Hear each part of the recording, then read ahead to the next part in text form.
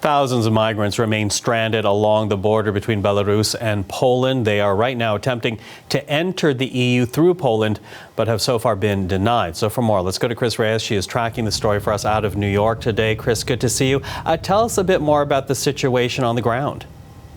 Good afternoon, Michael. As you said, the very latest is that there are still thousands of migrants at the border between Belarus, Poland, and Lithuania. And if you'll take a look at some of the images, that's what's really heartbreaking to see: men, women, and children who have camped out at the border, many without food in freezing conditions.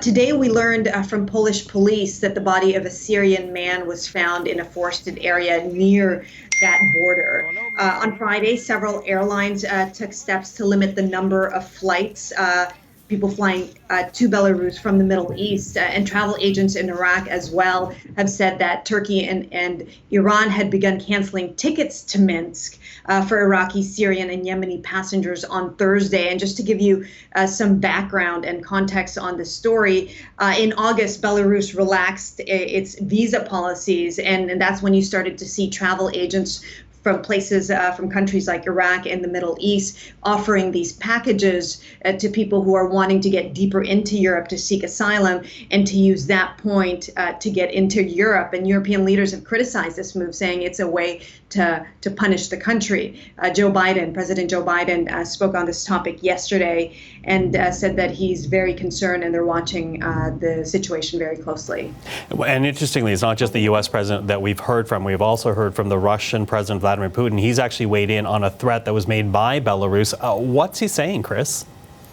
Michael, President Vladimir Putin has repeatedly said that Russia has nothing to do with this crisis. He also sounded off on the threat from the president of Belarus, who said that he may cut off gas supply to Europe if his country faced sanctions because of what's happening. Now, President Putin said that he can't do this, that this would violate some key agreements, but also that maybe President Lukashenko was just speaking sort of in a fit of temper.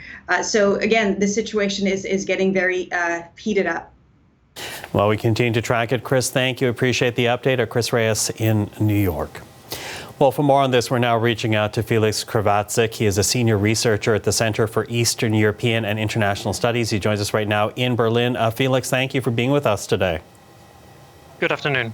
Now, what's happening along the Polish and Belarusian border is obviously a human crisis, but something that Chris was touching on a bit. Belarus has also been accused of manufacturing this crisis to hurt the EU. Can you explain that to us?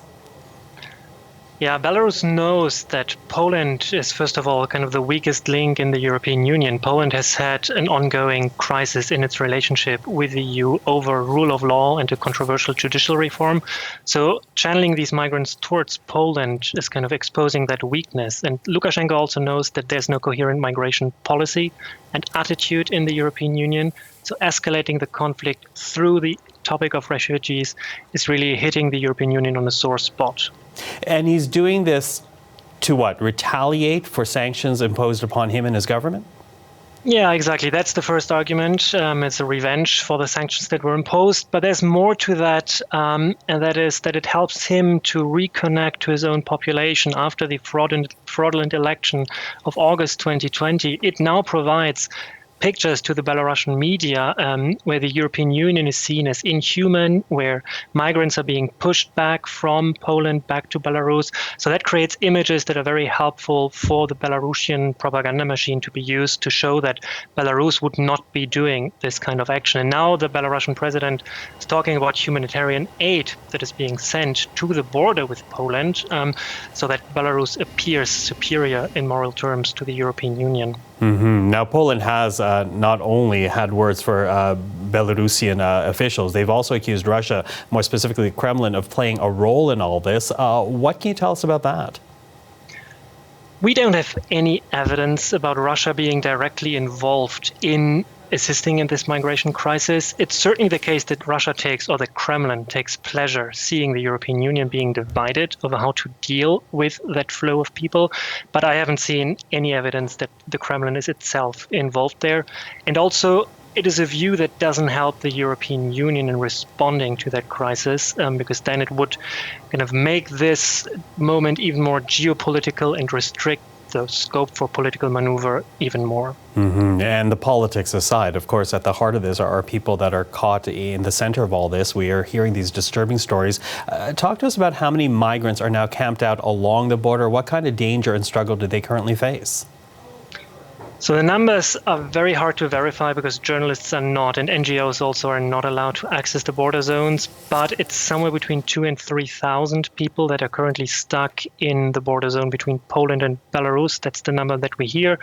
Temperatures are starting to fall below zero there. It's the densely wooded area. Migrants are cutting trees, trying to somehow heat up, but sleeping bags are damp, and so the conditions are really bad. 8,000 people have arrived in Germany. That's kind of a reliable figure.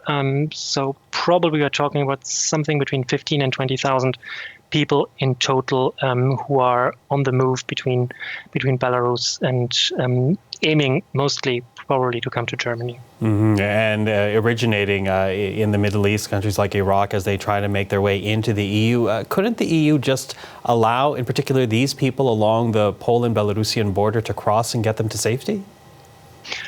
Absolutely, Michael. I mean, that's what the European Union, to some extent, actually should be doing if we look at the legal situation. I mean, these people are entitled to have their demands for the refugee status being studied. And so the legal situation is actually quite clear. Once these people have put their foot on Polish territory, they're entitled to have an asylum claim being processed. And that's what ought to be done, but there's no political will to do so, and the Polish government wants to respond with strength to also appear as an agent who protects the European external borders. So Poland doesn't want to let them in for that very reason, and has nationalized the crisis. It has not asked Frontex, which is kind of the agency to protect Europe's external borders. Poland has not asked Frontex to get involved.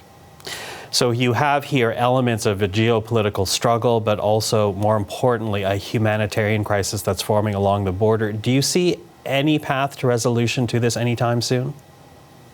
Unfortunately, not anytime soon, to be honest. The fear is that this will escalate a little further over the weeks to come. There are reports about people from Afghanistan being on the move towards Belarus, so this might increase the number of refugees who are stuck between Belarus and Poland even more.